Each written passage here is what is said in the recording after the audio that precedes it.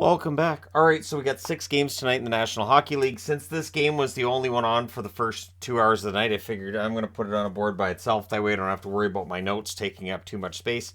And then I got a 5-game board behind this, so it still kind of worked out just fine.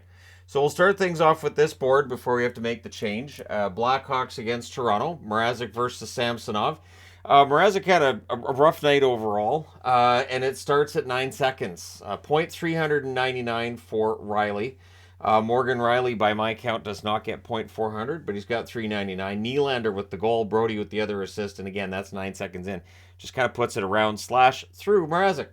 Then at 102 on a Yarncroke turnover, Lafferty buries the first shot for Chicago. So that's not a great start for either goaltender, both wanting those back. Tavares then nearly answers. Domi has a net drive that's blocked. Marner steals one. Tavares has a shot that's blocked. His next chance is held. The shots are 4 apiece at 6.5 minutes. At 8:14, Sandin puts one in off Murphy's stick. So Connor Murphy puts that one in accidentally, of course. Tavares with the assist. Kerfoot then adds one 15 seconds later, but Luke Richardson challenges for offside, and he gets it right. So Richardson is 4 for 4 on challenges. Perfect. Engvall then has a rush chance that's saved. Kurashev had a rush chance saved as well. Matthews would fire one high, and then he wires his next opportunity. At 11:21, he wires it during a press. Nylander and Sandin with the assists. It's 3-1. So rough start for Chicago in this one. The shots are 11 apiece with 5.5 minutes left. Radish is denied on a face-off win. The Leafs press. Anderson has a wraparound chance that's held. Engvall has a rush chance saved. The Leafs had press in the final minute. And yeah, it's 3-1 for Toronto after one. Second period, 46 seconds in. There's a turnover, there's a rush, and Chicago scores. It's Kurashev from Domi and McCabe. So suddenly it's 3-2. Kerfoot nearly answers. The Hawks press at 3 minutes. Then there's a power play for the Leafs. Tavares fires one wide from the slot. That power play is killed off. One shot for Toronto on their power play. Leafs press at 7 minutes, and then there's a bit of a whiff behind the net from Mrazek. It all ends up leading to Tavares getting a goal from Kerfoot and Marner. That's at 7:37, and then the Leafs look to add another. They have momentum. Riley has a blast that's held. The shots are 9-2 for Toronto with 8.5 minutes left. There's a net feed to Bunting, near miss there. Power play for the Hawks. That leads to a shorthanded rush by Marner. They do kill that off. One shot for Chicago on their power play.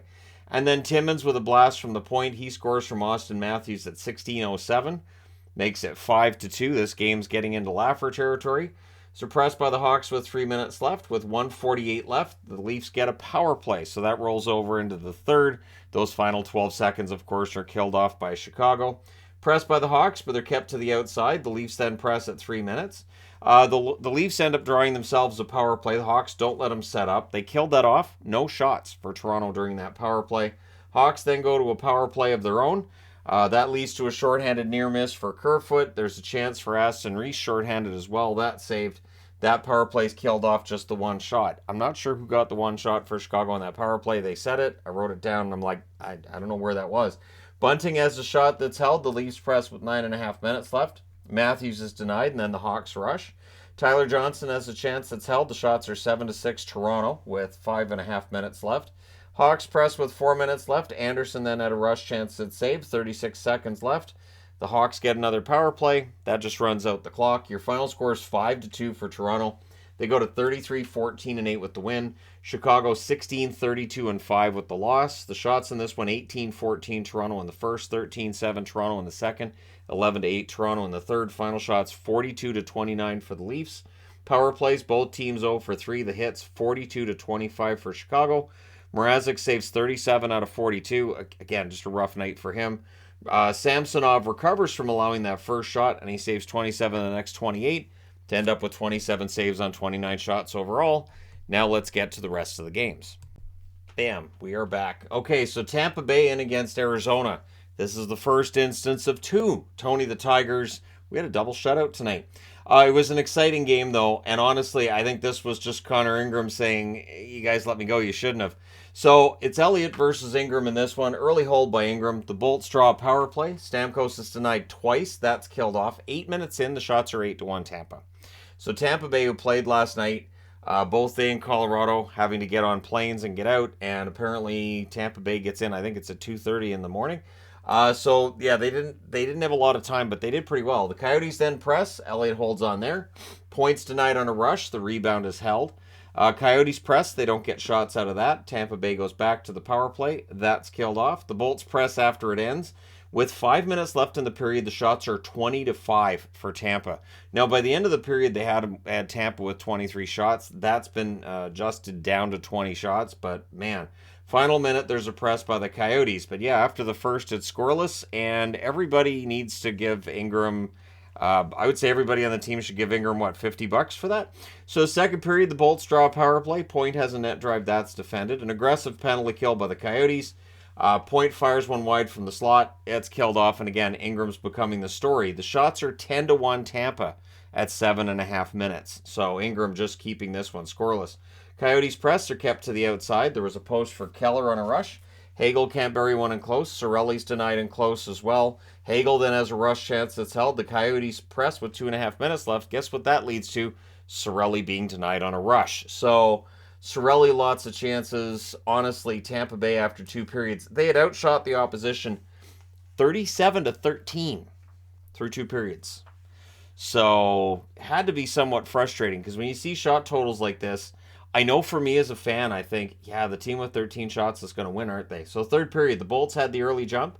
There was a power play for Tampa, but there's a shorthanded chance for Bjugstad, kills some time. We then had 1 minute and 3 seconds of 4-on-4. The Coyotes would have the power play after that. Hayden's denied on a rush. Valimaki fires one wide. All's killed off. Elliott holds a chance for Schmaltz. Shots are 4-3 for the Coyotes at 8.5 minutes. So they came out and played well in the third. They end up getting a power play. Hayden has a chance that's held. There's a shorthanded rush chance for Hagel. He fires one wide. That's killed off.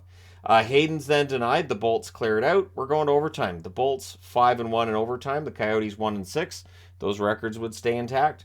Killorn's denied. Keller fires one wide on a rush. Sergachev to point, near miss. Stamkos is then absolutely robbed in close. Sorelli had a shot that's caught and held. Kucherov fires one wide on a rush with 10.6 seconds left. The Bolts get a power play. Kucherov would hit the post. Yep. And we're going to the shootout. And in the shootout, who else? Clayton Keller gets the winner for the Arizona Coyotes. So they win this one 1-0 in the shootout. They go to 19, 28, and 8. They catch the Canucks. In points, Tampa Bay 35, 16, and 3 with the loss in the shootout. So they fall 1 point behind Toronto, remembering they've played one fewer game than Toronto. Shots in this one, 20-7 Tampa Bay in the first, 17-6 Tampa in the second, 13-5 Arizona in the third before Tampa Bay got all 5 shots in the overtime. Final shots 47-26 for the Bolts. Tampa Bay went 0 for 5 on the power play. Very eye-opening, that one.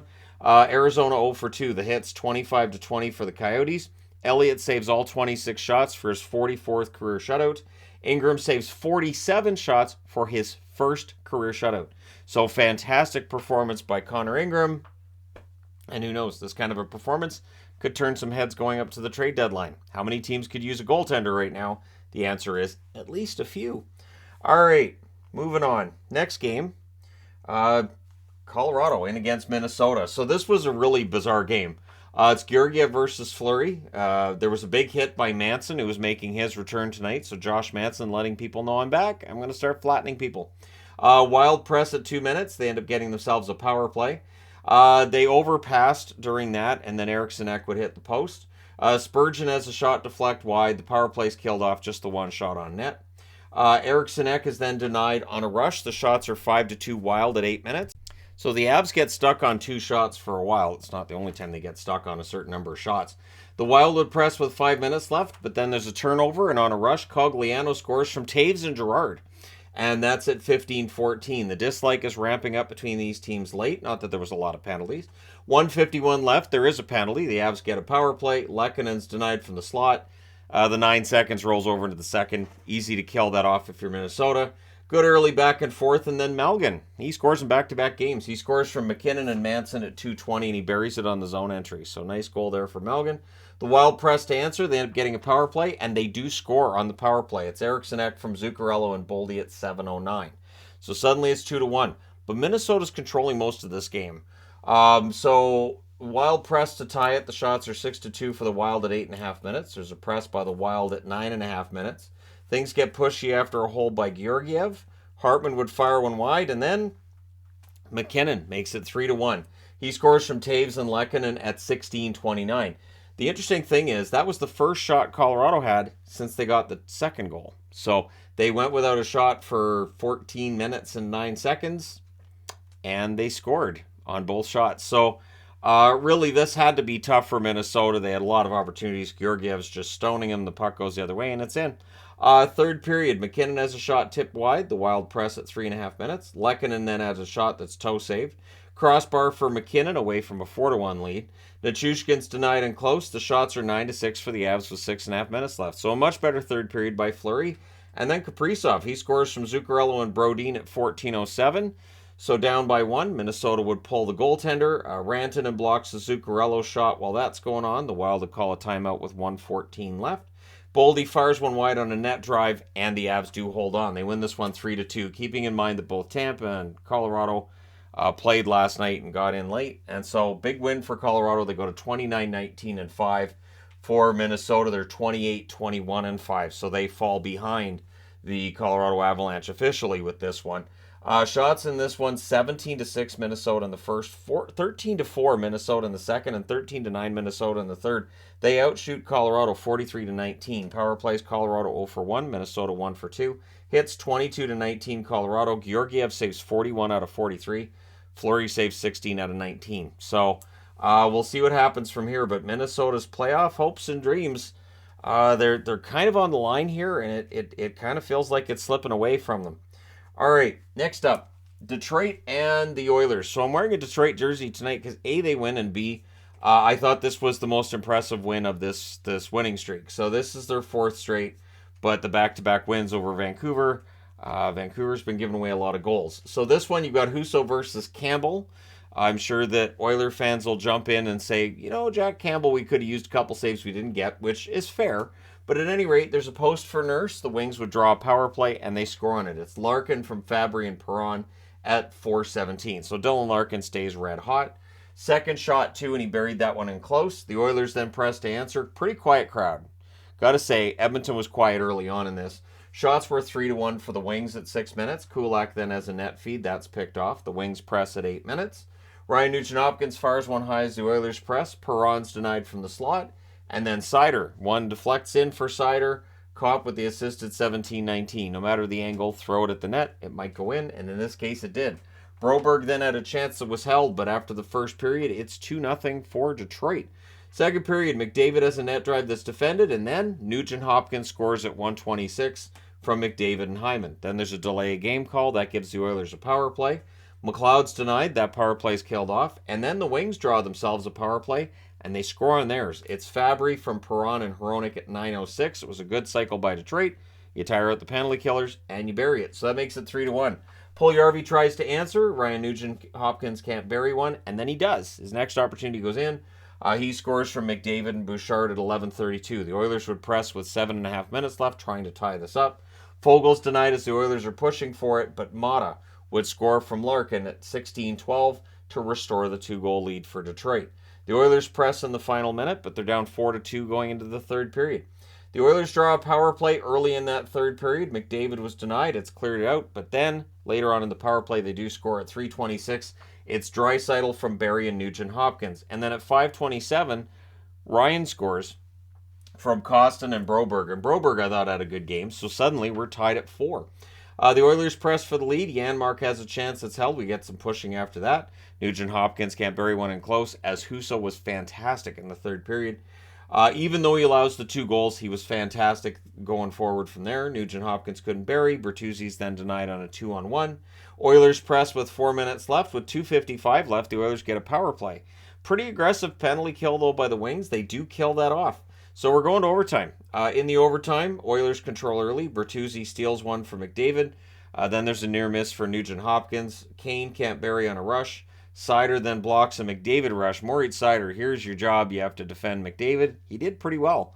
So in the shootout, we go all the way to round 5, and in round 5, Suter gets the winner. So Detroit wins this one 5-4 in a shootout. They go to 25-20-8. For the Oilers, they're 30-19-6, and their home record continues to be mediocre. Shots in this one, 10-7 Edmonton in the first, 16-7 Edmonton in the second, 17-7 Edmonton in the third. Both teams had 2 shots in the overtime. Final shots, 45-23 in favor of the Oilers. Power plays, Detroit 2 for 2, Edmonton 1 for 3. The hits, 28-24 for Detroit. Husso saves 41 out of 45. Campbell saves 19 out of 23. So Husso absolutely a huge part of this win. And he's kind of on a hot streak of his own. So that's good news for Detroit. They're getting the goaltending, and they've got 4 wins in a row. All right, next up, Buffalo and Anaheim. So Buffalo came into this one struggling, and at times in this game they struggled, but they pulled it out. So it's Comrie versus Dostal in this one. Early jump for the Sabres. The Ducks had a 4-on-2. That fizzles out. Power play for Buffalo. That's killed off, but the shots are 4-0, 6 minutes in. And before Anaheim gets a shot, Buffalo gets the lead. It's Jost from Dahlin and Jokiharju at 6:08. The shots are 9-0, 8 minutes into the period. Ducks press at 9 minutes. Sabres were a post away from 2-0. I believe it was Thompson hit the post there. Krebs then has a blasted save as the Sabres are pressing. Eventually they get a power play and they score on it. It is Thompson from Dahlin and Skinner at 15:58. Things get kind of punchy with 1:51 left. The Ducks come out of all that with a power play. There was a shorthanded chance for power that was saved in close. So the period ends it, and of course 9 seconds left. The kill's finished early on in that second period. The shots are 2-0 Sabres, 3.5 minutes in, so another slow start for the Ducks. Sabres press at 6 minutes, but at 6:37 on their first shot, the Ducks get the goal. It's Shattenkirk from Zegers and Grant, and then at 7:48 on their third shot, they get another one. It is Fowler from Kulikov and Strome. Ducks press with 9 minutes left. Power has a rush chance. That's held. The shots are 7-6 for the Ducks with 7.5 minutes left. And then they get the lead. At 13:08, it's Fowler from Grant and Shattenkirk. It's 3-2. Here we go. Ducks are ahead. Great. However, 13:43, Krebs answers. So while they're announcing that goal, Krebs scores. Quinn and Gergensons with the assists. And then at 18:03, it's Mittelstadt from Krebs and Samuelson. So suddenly Buffalo with the lead. And we're going to the third period. Kulikov has a blasted save. Comrie can't cover as the Ducks are pressuring. I didn't think Comrie had the best of games tonight, but in the end it was good enough. Power play for the Sabres. That's killed off. The Ducks get a power play. And then, after the power play ends, you've got to watch the guy coming out of the box. And Tuck gets the goal. He scores from Cousins and Okposo at 6:13 out of the box. We then had a power play for the Sabres. That's killed off, but it takes 2 minutes off the clock. And then Gergensons scores from Quinn and Jost at 11:46. We would get 2 minutes of 4-on-4 after that. Tuck and Vetrano were unfriendly. The Sabres end up with a 4-on-3 power play. Everything's killed off there, but then late in the game at 18:53, Cousins buries one in close, which was rude because I only have 6 of the goat head logos. I had to use one of the standard Buffalo logos. So Cousins scores from Tuck and Mittelstadt at 18:53. Makes your final score 7-3. So Buffalo 27-22-4 on the season with that win. So both Buffalo and Detroit with victories. If you're above the playoff line in the East, you might be a little bit nervous. The Ducks dropped to 17-32-6. Shots in this one, 19-3 Buffalo in the first, 12-9 Buffalo in the second, 13-10 Buffalo in the third. They double up Anaheim in shots, 44-22. Power plays, 1 for 5 for Buffalo, 0 for 2 for Anaheim. The hits, 10-7 for Anaheim, because Buffalo doesn't hit. Comrie saves 19 out of 22. Dostal saves 37 out of 44. So Buffalo, the fact that no matter what building they're in shows they don't hit, because some buildings count more hits than others, and no matter what building Buffalo's in, they just don't record hits. It's not hurting them right now, but at some point those physical teams, that can be a bit of a pain. All right, last game of the night, the Rangers and Vancouver. And what did I say about Silovs getting his first game against the Rangers? So I feel bad for the guy, I do. It's Shesterkin versus Silovs in this one. Silovs passed an early test in this. The shots are 2 apiece at 3 minutes. Vancouver actually gets the opening goal. At 4:52, it is Lazar from Joshua and Amon. That was originally given to Hughes as a secondary assist. That's been changed to Amon. Canucks then look for another, but they turn the puck over. And on a rush, Zibanejad scores from Fox at 5:51 to tie it up. And then at 7:03, it was a one-timer on a great pass. Panarin stays red hot. He scores from VC. That makes it 2-1 Rangers. The Canucks, though, they get a power play, and they answer. It's JT Miller from Pettersson and Hughes at 12:45. And it was a smart play. Shesterkin didn't have a stick, so he keeps it low, and he gets the goal. Canucks press with 5.5 minutes left, but on their ninth shot, the Rangers get their third goal. It's Panarin from Mikkola and Schneider at 15:36, a goal that was originally credited to Mikkola, changed over to Panarin. So that's his second goal of the game, and it makes it 3-2 for the Rangers after one. Second period, 50 seconds in, it's a tic-tac-toe goal, and it's Kreider. Yeah, Kreider from Zibanejad and Tarasenko. And again, I just felt bad for Silovs at this point. Welcome to the NHL. Here's the Rangers. Trocheck was then denied and close. The shots are 5-1 for the Rangers, 6.5 minutes in. The Canucks, though, they draw a power play, and right after it ends, they score. I think it's 4 seconds after the power play's done. It's Garland from Kuzmenko and Dries at 9:26. However, the Rangers would answer at 13:28. It's Keandre Miller from Hedel and Trouba.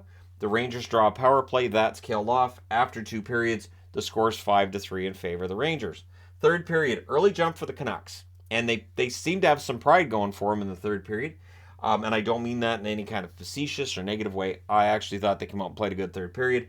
They press at 4.5 minutes. The shots are 5-1 in their favor, 7.5 minutes in. At 8:51, Kuzmenko gets them within a goal. He scores from Pettersson and Beauvillier, so Kuzmenko with a couple of points, Pettersson with a couple of points. It's suddenly 5-4. DiGiuseppe then beat out an icing, so I thought that was nice. Kuzmenko fires one wide. Rangers ice it during a Canucks press. Goalie pull happens with 2.5 minutes left, and that allows the empty netter. So Zibanejad scores. That's from Panarin at 18:26. So Panarin with a bunch of points. Your final score is 6-4 for the Rangers. They go to 32-14-8 with the win. For the Canucks, 21-30-4. And as I mentioned earlier, they now have the same amount of points as the Arizona Coyotes. So the tank is on. Shots in this one, 10-9 Rangers in the first, 12-9 Rangers in the second, 11-6 Vancouver in the third. Final shots, 29-28 for Vancouver. Power plays, Rangers 0 for 1, the Canucks 1 for 2. Hey, the penalty kill was perfect for the Canucks tonight. Hits 31-24 for Vancouver. Shesterkin saves 25 out of 29. He just hasn't seemed like Igor this year. Silov saves 22 out of 27. So hopefully the kid's all right after that. The Rangers, dangerous team, and they do tend to hurt safe percentages of goaltenders. So there you go. You guys are all caught up. Let me know your thoughts in the comment section below as always. Don't forget to hit like and subscribe if you're browsing your way through. You just happened upon this video. Thank you guys so much for watching, for all your support. I will talk to you again soon.